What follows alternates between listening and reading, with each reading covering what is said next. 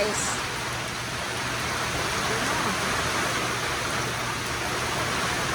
Hindi po kami inabot ni Ronald ng ulan. Kahatid ko lang po kay Ronald pagpasok.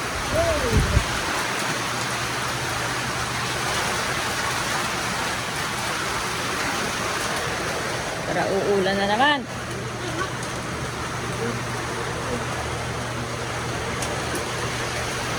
Itong na dito sa ano, hindi pininaw.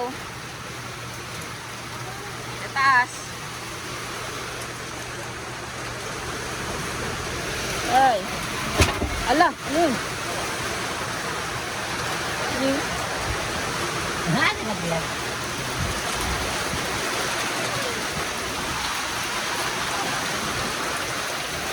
Go.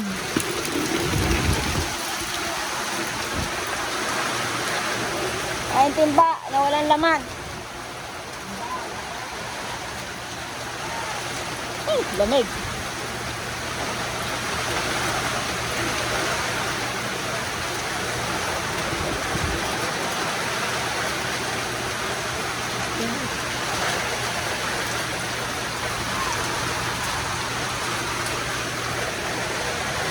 Nilamig tuloy ako. Imbis na maliligo ako, nalamig na tuloy. Biglang ulan.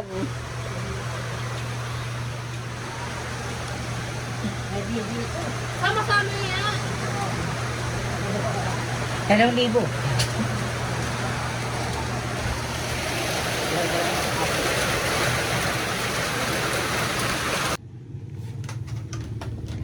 Ayan guys, nag-brown out gabing-gabi. Ayan, at may assignment nga po si Rona. Ayan, ginagawa po niya. Kahit walang kuryente. Cellphone po ang ilaw. Iban! Haha, tuloy ako. Ahya. Iya.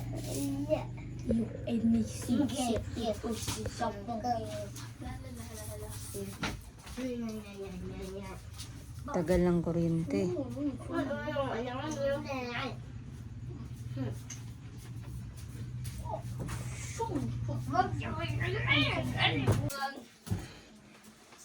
Maaswang dito mamaya gabi. Oh, huwag mong guluhin yan. Ayan guys, ang dilim pa rin. Wala pang ilaw. Ayan guys, at ngayon pong umaga, ayun pasok na po sila Ronaldin at si Tutoy. Sila Dagay po ay bukas po ang pasok. Gawa ng nag-chat po sa akin yung teacher ni Dagay na Merkulis na lang daw po papasukin si Dagay kasabay ni Kurahaw at may inaasikaso daw po sila. Kasi may dayo po sila Ryan. Ano yung dayo ni Ryan? Volleyball? Ano yung dayo niyo Ryan? Volleyball o basketball? Volleyball. Ayan, marunong ka na. Ay, bakit di pa kayo nagpa-practice? Ay, pitsa 21 yata yun. 21. Ayan ang pitsa na ngayon. Ayun guys, at nandito rin po si nanay. Nangihingi po ng pansaing at wala daw pong pansaing si Papa doon. At hindi nga po makapag-uling gawa ng inuubo po, inuutok-utok ng ubo. Binigyan ko nga po ng gamot si Papa katulad po nung iniinom ko at nung baga po ako nagpaparauubo ay yun lang po nakagaling sa akin. Kaya ibinigay ko po yung 3 pirasong gamot. Ang mahal nga po kaya 3 piraso lang po yung naibigay ko. Kasi 25 po ang isang gamot. 25 pesos. Kaya 3 lang po yung naibigay ko kahapon. Inom na ni Lolo mo yung gamot. Dapat iinumin niya yung kagabi, tas ngayong umaga, tas mamayang gabi ulit. Binigay mo na yung 3 piraso.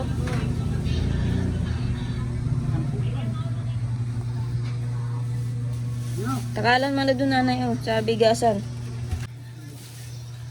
Ayun guys, at dadalan ko po si Papa ng bigas, pansaing ngayong tanghalian at wala pong pananghalian. Ang nandun po ay si Ate Jen, si Jason, at saka si Papa. Buti nanay, may naisayang pa kayo kagabi. Ha?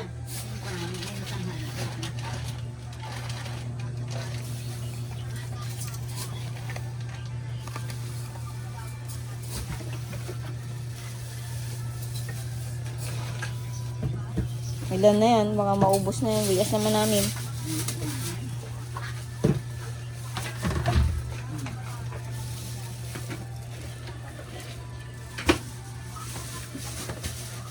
Ako na lang mga atid. Mamaya pa naman kayo mga dagay na dating pa lang kayo ay. Sino yung tao ba doon? Si ate dyan lang? Si Jason? Kasama ni Larry? Kami na rin. Anong ulam ni Papa doon? Wala. Hindi na mga si Papang gulay? Ha? Oo, walang mga yung gulay. Pag wala sa bahay, walang mga gulayin. Ang tao doon ay si Jen. Ando mo yata sila balot. Nandun.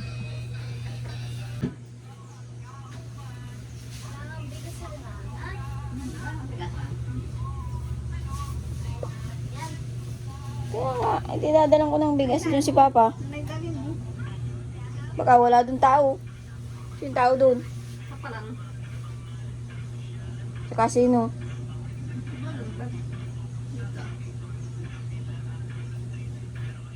Ay sabi mo wala doon si Jason. Saan ba dito? Ah, may pinuntahan sila.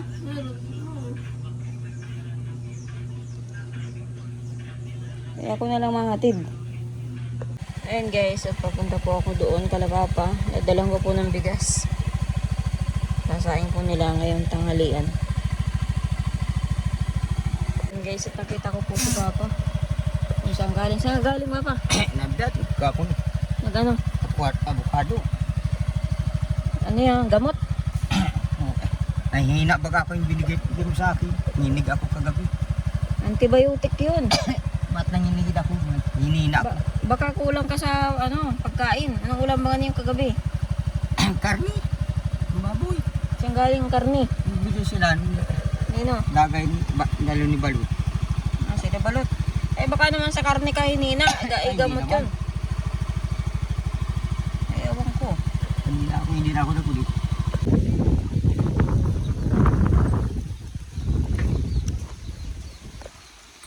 Ayan guys, at nakasalambong ko po si Papa.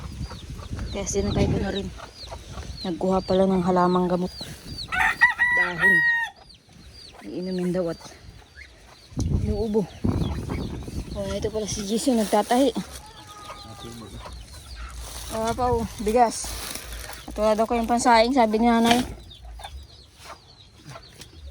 Kaya nagdala na akong pansaing. Wala pala kayong isasaing.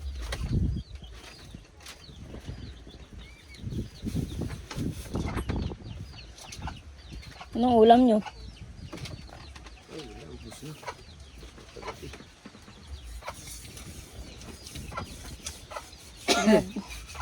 Kala ko Jason, mangunguha kayong gulayin ni Larry. Dait bagang ano. Dapit po. Paano magkasabait? Nagawag si Ami. Kapadala ng tanggo sa kasambang. Nasa dait baga si Ami? Tangi, dait baga yun.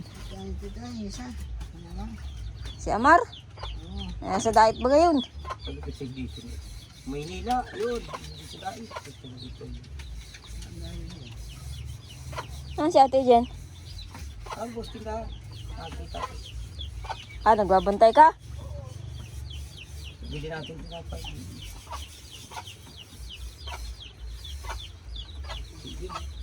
Edison. Dait bagay. Eh wala ka nabinsido Papa sa uling mo? Ha? Wala. At tundaan. Natira, binili na po yung isang araw pa. Ay, uling o isa kay adok yan. Hindi naman yata.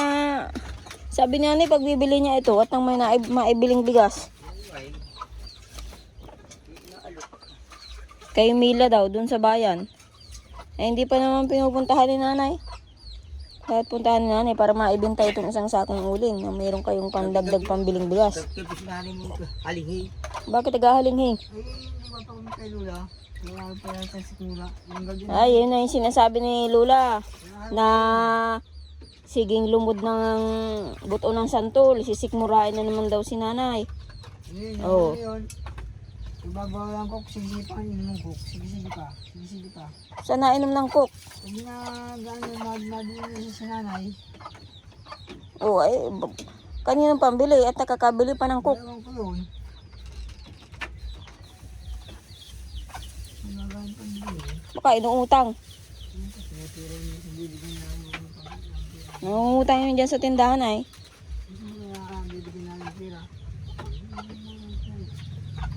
Ay, sige palang cook ni nanay ay. Kaya ano.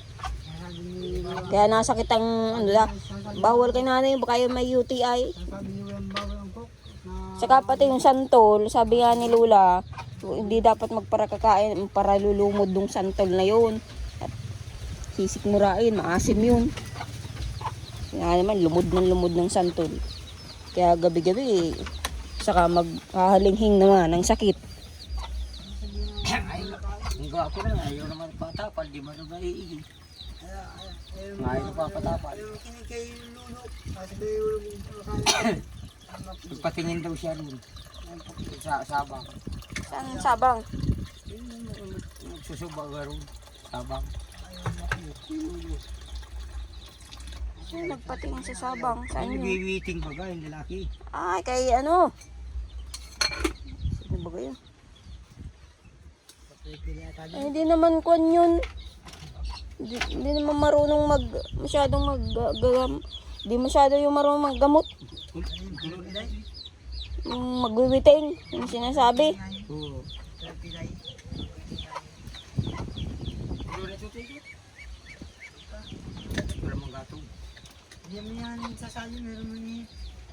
Uy, nasa na yung gamot, Papa? Akin na kung hindi mo na iinumin. At sayang.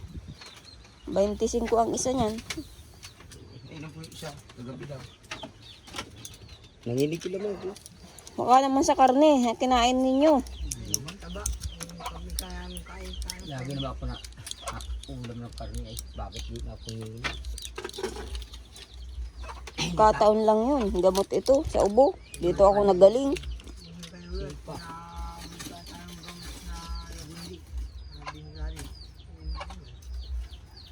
Na dapat nagpa-check up ka. Para maibigay sa iyo yung gamot na hiyang sa iyo. Hiyang-hiyangan lang din yan ay. Baka hindi ito hiyang sa iyo. Nabigyan ka sa sinter ng gamot na pang-ubo. Ano yan, laga mo yan, dahon ng Avocado. avocado. Saan galing? Doon sa Sabang, dami niyang dahon ng ganyan. Kaya lang mahingi ka doon sa kapitbahay.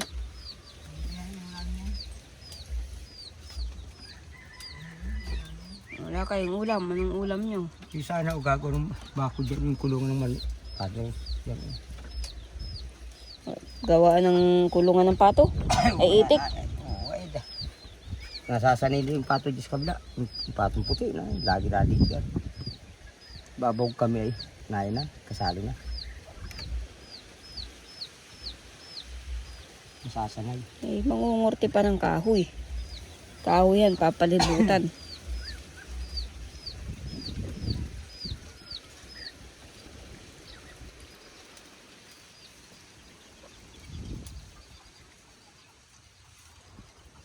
Ulam na lang kayo ng asin.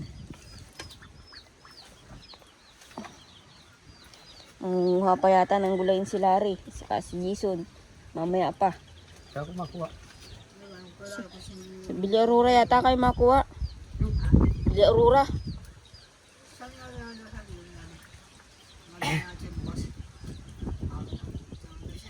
Bukas pa? Kala ko mamaya. Ay, oo, kung malayo, kailangan umaga mangunguha. Oh, sino ako ng talbos kangkus? Wala naman talbos kangkus dito. Alam mo yung talbos kangkus? Bilurura talaga. Eh, Villaurora nga makuha. Sita pa lang.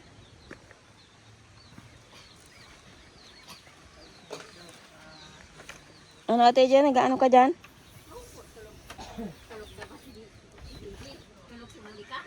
Si Larry. Balot naman nasa bayan, mabili.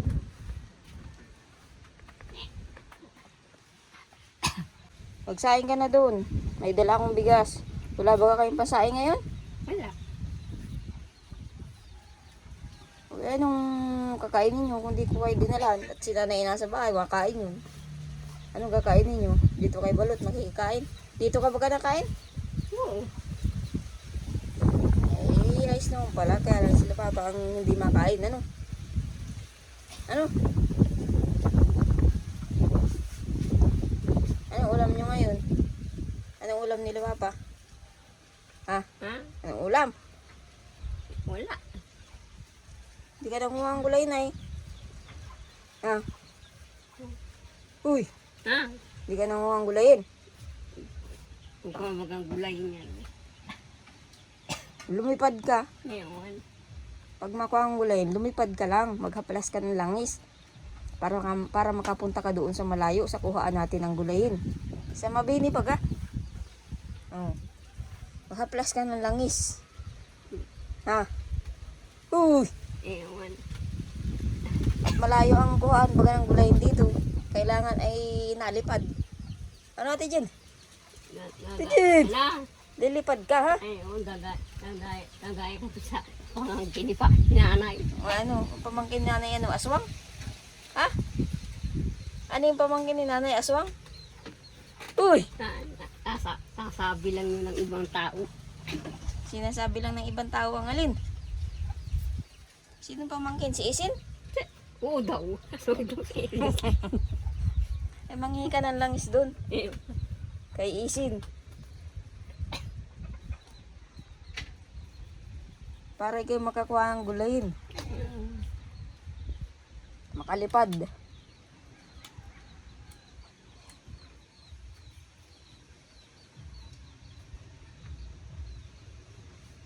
Tanghali na naman. Masundo na naman sa eskwela. Bilis lang ng oras.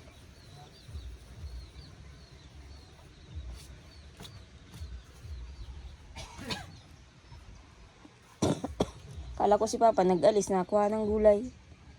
Nagkuha pala ng gamot. Ng ubo.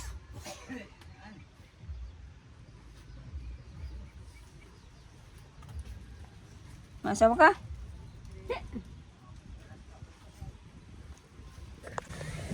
Ayan guys, at nandito na rin po ako sa school. Nagdiretso na po ako dito para sunduin po si Tutoy. Kasi ilang minuto na lang naman po ililitera na si Tutoy, kaya mag-aantay na lang po ako. Nandun naman po sa bahay sila Gagay, kaya makakapagsain po sila dun. Doon naman po si nanay, si Ryan. Ayan guys, grabe ang hangin. Pag nagmumotor nga po ako, halos mapipilad na yung motor gawa ng yung pong pandong. Mahangin. Kagabi nga po, para uulan din po. Nung linggo po ng gabi, alam niyo po guys, hindi ko po alam kung kailangan po ako magpaturok o magpa-inject sa anti-rabies kasi linggo po ng gabi matutulog na kami, pinatay ko na yung ilaw, sakat nakalimutan ko po na saraduhan yung bintana doon sa tapat po ng sala po namin. Ay nalundag po yung pusa namin doon, kumbaga napasok, nakalimutan ko pong saraduhan. Nung matutulog na kami at nakahiga na po ako, bigla po ako nilundagan ng pusa naming puti. Tama po sa mukha ko, ayan po, may sugat po, naapakan po ng pusa. Meron pa nga po dito banda, parang ano po ng kuko. Hindi ko po alam kung ano, hindi pa ako napunta sa medikero para itanong kung kailangan ko magpa-inject. May bayad pa naman po ang pa-inject, kaya hindi po ako makapunta. Kasi pag sinabi po na kailangan injectan, kailangan mo rin pong may pambayad. Tapos kung ang kailangan pa i-airing, katulad po nung pinaturo kay Kurahaw, mahal po, 2.8 po yung binayaran ko kay Kurahaw, ay isa talumpatid pa po yun. Pero pinagparasabon ko naman po nung gabing yun, nung linggong gabi, pinagparasabon ko po ng safeguard. Ayun guys, oh, sugat pa nga, mahapdi. Pati nga po yung mata ko, naghapdi po yan, gawa ng yung pong paapo ng pusa namin puro buhangin, kaya hanggang mata ko ay sumakit gawa ng napuwing, kasama na rin po napuwingan.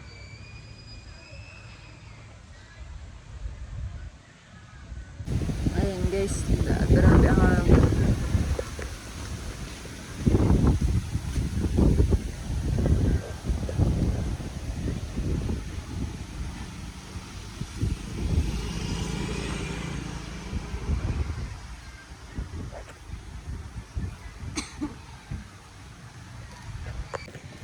Ayan guys, at malapit na po ako dun sa room. Mga feeding pa naman po sila. Nakakain pa ng feeding.